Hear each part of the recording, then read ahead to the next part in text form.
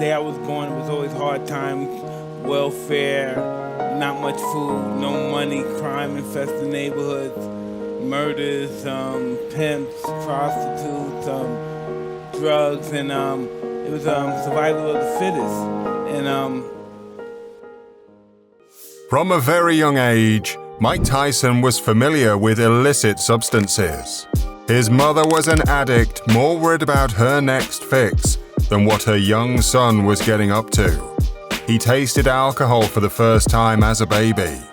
By the time he's 9, Mike was pretty much left unsupervised and allowed to roam the streets of Brooklyn's bad neighborhoods and the pigeon coops of its rooftops.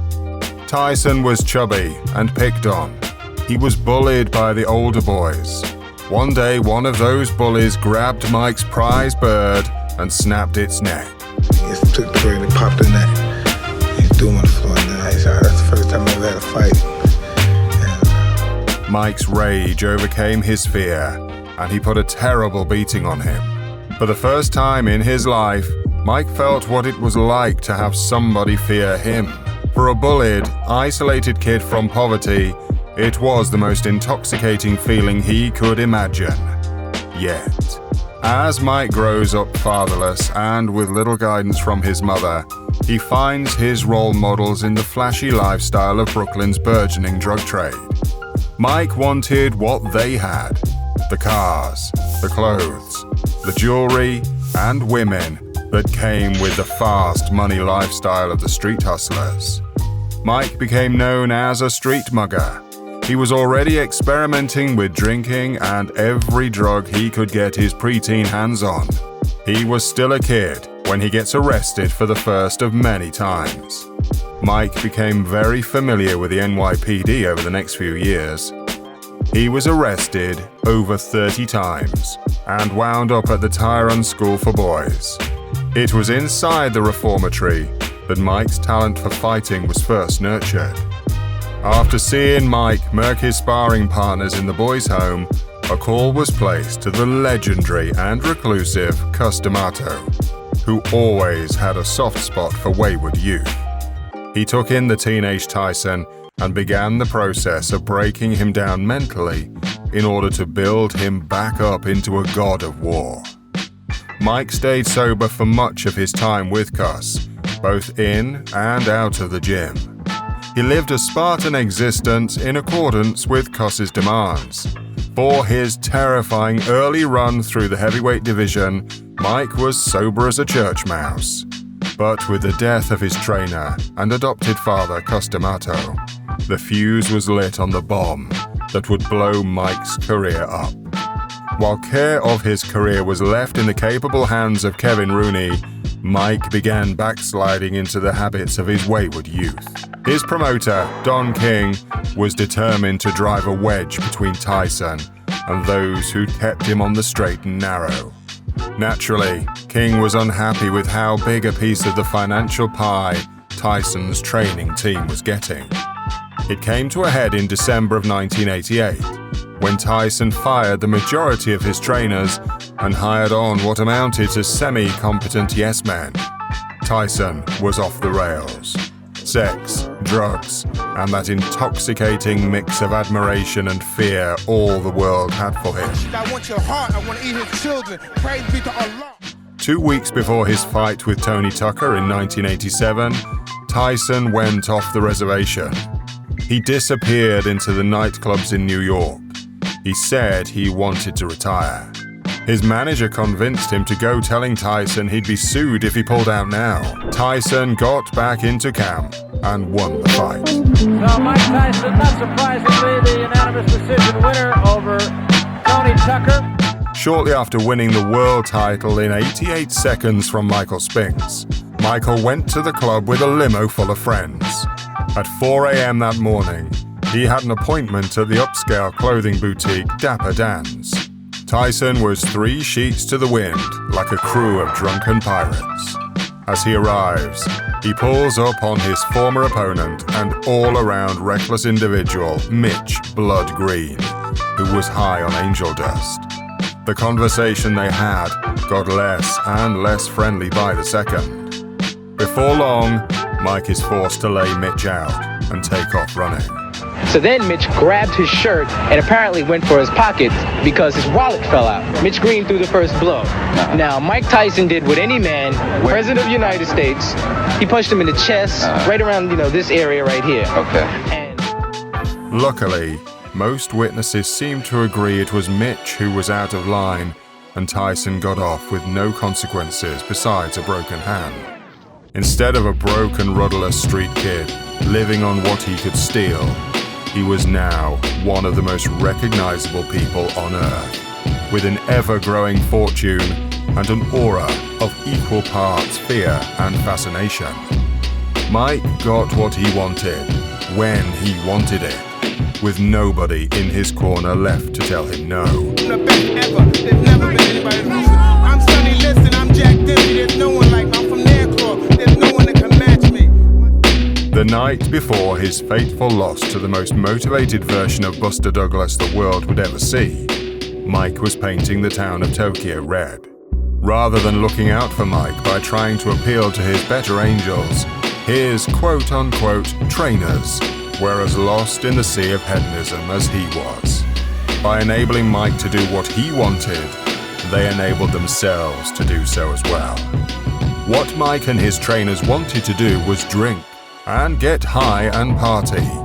Not one of them slept the night before the fight. On most nights, it might not have been a problem, but in Tokyo, against a Buster Douglas who lost his beloved mother in training camp, Mike definitely looked like he needed a nap. Mike looked listless, and Buster fought beautifully. As Mike began to bruise up, the unprepared cornermen were using a frozen glove instead of the proper end swell to tend to Mike's swelling eye. Has been, when adversity comes, he's had trouble coming. But even still, Mike nearly managed to save the fight on a vicious uppercut that dropped Big Buster allegedly for a count of 12 seconds.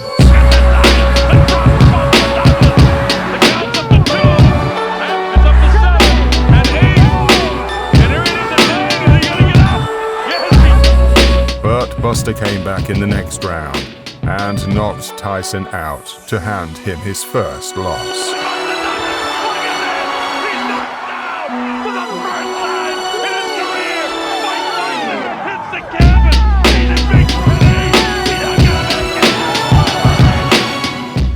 Soon after, Mike would find himself sentenced to 6 years in prison. Even behind bars, Mike managed to feed the appetites and addictions he brought with him from the street. Mike started a drug treatment program to try and tackle the massive drug and alcohol problem that haunted him. Dying because I'm a vicious alcoholic. I haven't took drugs in 6 days, and for me that's a miracle. Mike found a way to make the program to feed his sex addiction. After his drug counselor mentioned a problem with the roof of her house, Mike had wired her $10,000 to fix it. The next time she saw him, they began an affair. Mike was eventually denied visitors in prison after he was discovered in a compromising position with an adoring female fan. When Mike got out, he tried to keep it on the rails, but he just couldn't seem to control himself. Mike was a wild man dead sober, but his appetite for cocaine would be at the center of his most outlandish antics. By the late 90s, he's high more often than not. While his commitment to being a champion was waning, the drugs made him far more unpredictable than ever. He started using a device called a whizzer to help him pass the pre-fight drugs test. In the year 2000, when he took on Lou Savarese, Tyson admitted to smoking weed and doing cocaine before the fight. Tyson knocked him out in 38 seconds and knocked the ref over as he tried to pull Tyson away. The side, watch this. He goes down the other side to get a shot in and nearly fells John Coyle. I think he got John Coyle with a left hook there as well. In his next fight, Mike tested positive for marijuana because he was tested before his camp could slip him the whizzer. The fight was later changed to a no contest, despite the fact that Mike managed to hit Golota hard enough to make him ask his corner to stop the fight. while the crowd rained booze and beer down on the seeming display of unbecoming cowardice.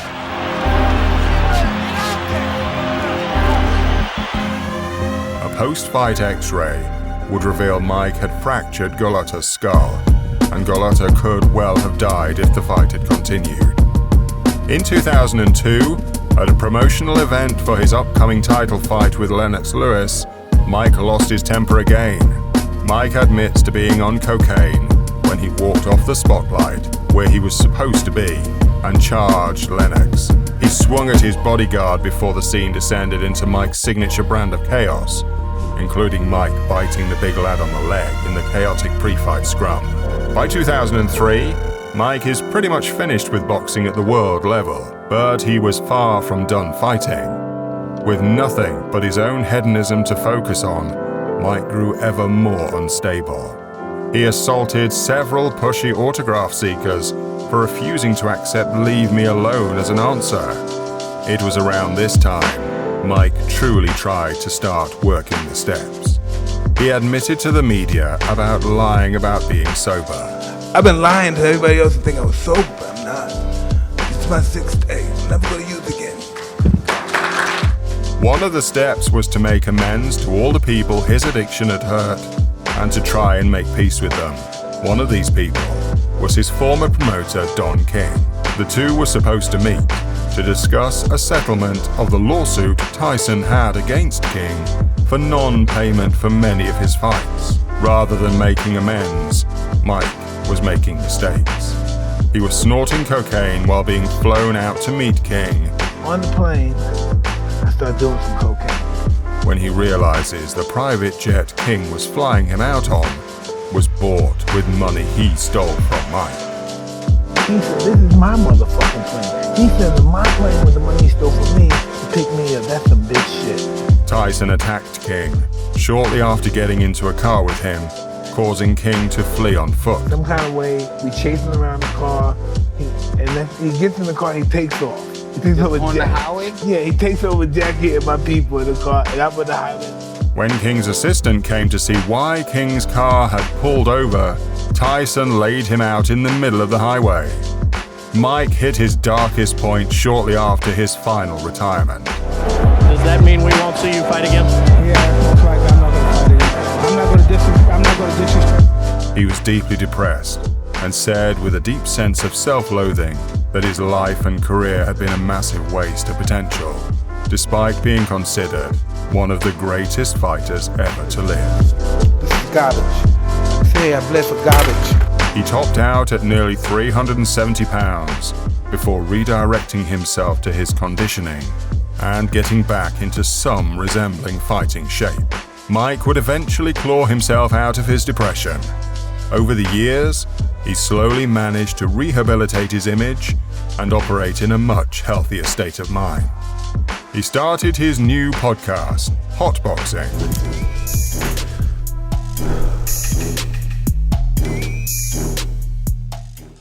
And many of his fans are loving the new and improved Mike Tyson. Iron Mike